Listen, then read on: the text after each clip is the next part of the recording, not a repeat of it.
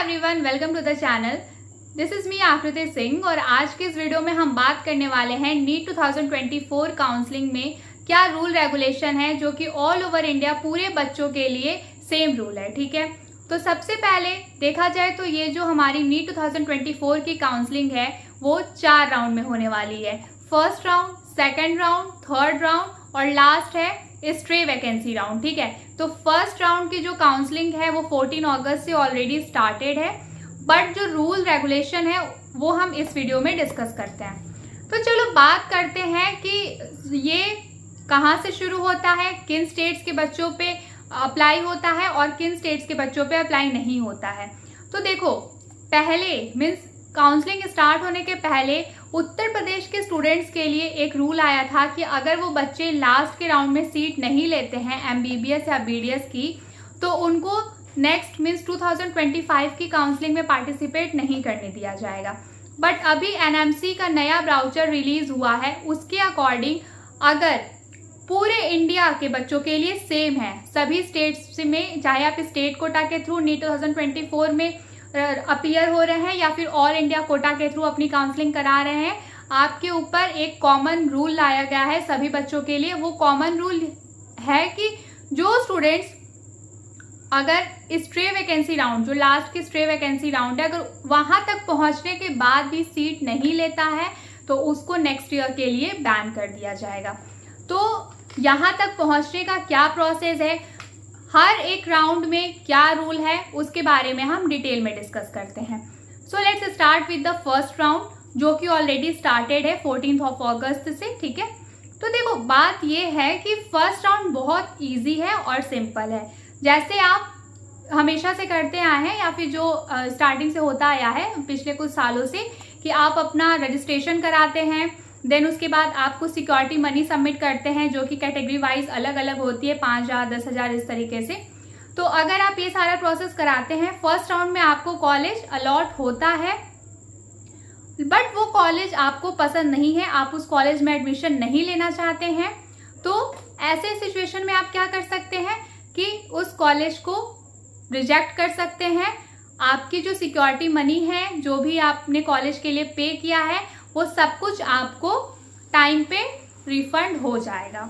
और ये जो रूल है first round, second round, third round and last की स्ट्रे वैकेंसी राउंड, ये सभी कोर्स के बच्चों के लिए सेम है जो नीट के थ्रू काउंसलिंग करा रहे हैं, चाहे एमबीबीएस के लिए काउंसलिंग कराएं, चाहे बीडीएस के लिए काउंसलिंग कराएं, चाहे बीएससी नर्सिंग के लिए काउंसलिंग कराएं। ठीक है, this is similar for all the students who are participating in NEET 2024 counselling. Okay, so first round तो सिंपल था, आपने रजिस्ट्रेशन कराया, काउंसलिंग में अपीयर हुए, आपको कॉलेज अलॉट हुआ, बट अगर वो आपको कॉलेज पसंद नहीं आया तो आपने उस कॉलेज को रिजेक्ट कर दिया और फिर ऐसे सिनेरियो में आपको आपकी जो सिक्योरिटी मनी है वो रिफंड हो जाएगी और फिर आपके ऊपर कोई बैन नहीं लगेगा, कोई रेस्ट्रिक्शन नहीं लगेगा, आप स्मूथली सेकेंड राउंड की काउंसलिंग में अपीयर हो सकते हो। ठीक है, सेकेंड राउंड से रूल्स थोड़ा स्ट्रिक्ट होना स्टार्ट होते हैं।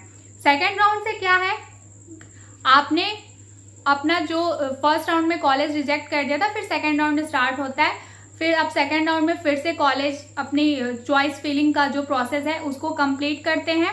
उस टाइम पे क्या होता है कि आपको मान लीजिए कॉलेज अलॉट हुआ, अच्छा कॉलेज अलॉट हुआ जो आप लेना चाहते थे, तो आप उसमें अपना एडमिशन का प्रोसेस कंटिन्यू कर सकते हो। बट इन केस जो कॉलेज आपको सेकेंड राउंड में अलॉट हुआ है उस कॉलेज में भी आप एडमिशन लेना नहीं चाहते, तो यहाँ पे रूल्स थोड़े स्ट्रिक्ट हो रहे हैं। फिर ऐसे सिचुएशन में आपकी जो सिक्योरिटी मनी है वो आपको रिफंड नहीं किया जाएगा, लेकिन आप थर्ड राउंड की काउंसलिंग के लिए अपीयर हो सकते हैं। ठीक है, यहाँ सेकेंड राउंड में क्या हो रहा है, आपकी जो सिक्योरिटी मनी है वो आपको रिफंड नहीं की जाएगी, बट आप थर्ड राउंड की काउंसलिंग में फिर से न्यू रजिस्ट्रेशन करेंगे, नई फीस सबमिट करेंगे और फिर आप थर्ड राउंड की काउंसलिंग में पार्टिसिपेट कर सकते हैं। ओके, तो सेकेंड राउंड से जो लॉस हो रहा है सिर्फ पैसे का लॉस हो रहा है, बट काउंसलिंग में आपको रेस्ट्रिक्ट नहीं किया जा रहा है। थर्ड राउंड की काउंसलिंग का रूल रेगुलेशन बहुत ध्यान से सुनिएगा क्योंकि बहुत क्रूशियल है, पूरे मतलब आपके पूरे 1 साल के करियर का सवाल है, इसलिए बहुत ध्यान से सुनिएगा। Third round most complicated round है। मान लीजिए आपने सेकेंड राउंड में कॉलेज डिनाई कर दिया था, कॉलेज आपने नहीं लिया था, आपकी सिक्योरिटी मनी भी चली गई, बट अगर आप थर्ड राउंड में अपीयर हो गए, ओके, फिर से आपको कॉलेज अलॉट हुआ, फिर भी आपने कॉलेज में एडमिशन नहीं लिया, तो यहाँ पे बहुत बड़ा कॉम्प्लिकेशन अराइज हो जाएगा। प्रॉब्लम हो जाएगी ये कि सबसे पहले तो आपकी सिक्योरिटी मनी लॉस होगी ही होगी, फिर उसके बाद आपको इसी स्टेज पे काउंसलिंग से बाहर कर दिया जाएगा। साथ ही साथ आपको नेक्स्ट ईयर एग्जाम में अपीयर होने के लिए भी बैन कर दिया जाएगा। आप नीट 2025 का एग्जाम नहीं दे सकते हैं।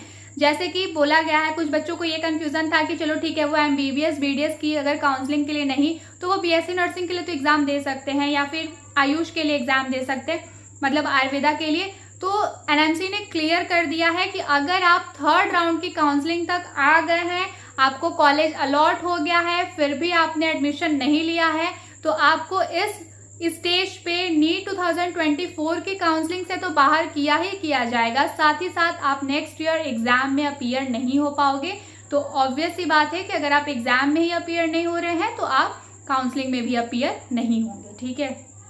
तो आप बस ये 1 साल के लिए, ठीक है, अगर आपने नीट 2024 में एडमिशन नहीं लिया तो आपको नीट 2025 के थ्रू किसी भी कॉलेज में एडमिशन नहीं ले सकते, मतलब आपको लेने के लिए परमिशन नहीं रहेगी, सिर्फ 1 साल के लिए। फिर नीट 2026 से सारी चीज़ें आपके लिए मतलब सेम प्रोसेस आपके लिए स्टार्ट हो जाएगा, आप एग्जाम दे सकते हैं अभी तक के हिसाब से। बट नेक्स्ट ईयर क्या रूल आएगा वो कोई नहीं जानता, ठीक है। तो अभी क्या है वो हम डिस्कस कर रहे हैं। फिर अब लास्ट राउंड आता है स्ट्रे वैकेंसी राउंड। तो जिन बच्चों ने थर्ड राउंड की काउंसलिंग में पार्टिसिपेट नहीं किया था, पार्टिसिपेट किया था, कॉलेज अलॉट होने के बाद एडमिशन नहीं लिया, सीट छोड़ दिया, तो ऐसे बच्चों को तो यहीं पे बाहर कर दिया जा रहा है, काउंसलिंग से मतलब रेस्ट्रिक्ट कर दिया जा रहा है। तो स्ट्रे वैकेंसी राउंड में कौन से बच्चे जाएंगे?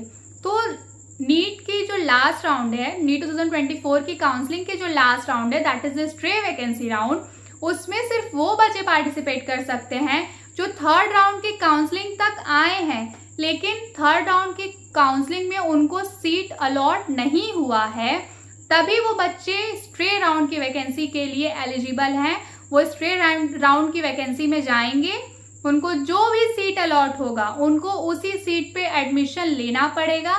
अगर वो एडमिशन नहीं लेते हैं तो उनके ऊपर भी सेम रूल अप्लाई होगा कि उनको नेक्स्ट ईयर नीट नहीं देने दिया जाएगा। अगर आपको सीट अलॉट नहीं होती है तब आपके लिए कोई प्रॉब्लम नहीं है, बट अगर आपको सीट अलॉट हो गई, चाहे वो थर्ड राउंड की काउंसलिंग में अलॉट हुई हो, चाहे वो स्ट्रे राउंड वैकेंसी में अलॉट हुई हो, आपको उस सीट पे एडमिशन लेना ही लेना है, ठीक है। तो ये नया रूल था जो मैंने आपके साथ डिस्कस किया इस वीडियो में। अब इस रूल में अगर आपको कोई भी कंफ्यूजन है तो आप मुझे कॉन्टैक्ट डिटेल्स में मेंशन कमेंट सेक्शन में पिन कर दूंगी, आप उस पर मुझसे कांटेक्ट करके अपने डाउट्स क्लियर कर सकते हो, ठीक है।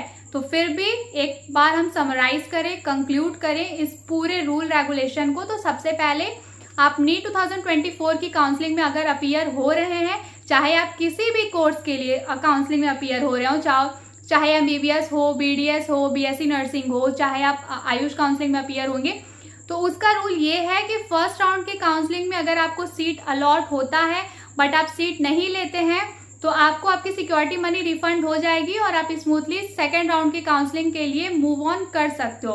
बट सेकेंड राउंड की काउंसलिंग में जो सीट अलॉट होगी, अगर आप उस पर भी एडमिशन नहीं लेते हैं तो आपकी सिक्योरिटी मनी जब्त कर ली जाएगी। उसके बाद थर्ड राउंड में अपीयर होने के लिए आपको फिर से नया रजिस्ट्रेशन कराना पड़ेगा। तो थर्ड राउंड की काउंसलिंग में जब आप पहुंच गए हो, फिर से आपको सीट अलॉट हुई और अगर आपने थर्ड राउंड की काउंसलिंग की सीट पे एडमिशन नहीं लिया तो आपको फिर 1 साल के लिए रेस्ट्रिक्ट कर दिया जाएगा, बैन कर दिया जाएगा नीट एग्जाम के लिए एज वेल एज काउंसलिंग के लिए, ठीक है। सिंस एग्जाम ही नहीं दोगे तो काउंसलिंग कैसे कराओगे? और stray round vacancy, that is the fourth round of the NEET counselling, उसमें सिर्फ वही बच्चे पार्टिसिपेट कर सकते हैं जिनको थर्ड राउंड में, काउंसलिंग के थर्ड राउंड में सीट अलॉट नहीं हुई है। सिर्फ वही बच्चे स्ट्रे राउंड वैकेंसी में पार्टिसिपेट कर सकते हैं। फिर इसमें भी same strict rule regulation apply होता है। अगर आपको सीट अलॉट होगी तो आपको एडमिशन लेना ही लेना है, इन केस अगर आपको सीट अलॉट नहीं होती है किसी भी राउंड में, फर्स्ट से लेकर के स्ट्रेट राउंड वैकेंसी तक, अगर आपको कोई सीट अलॉट नहीं होती है तो आपको रेस्ट्रिक्ट नहीं किया जाएगा नेक्स्ट ईयर एग्जाम के लिए। ठीक है, आप स्मूथली फिर से अपना नेक्स्ट ईयर एग्जाम दे सकते हो, काउंसलिंग में अपीयर हो सकते हो। So this is all about the new NMC rule for the counselling of NEET 2024। I hope आपके सारे डाउट्स क्लियर हो गए होंगे। ठीक है, so this is all about today's video. Thank you so much for watching this video.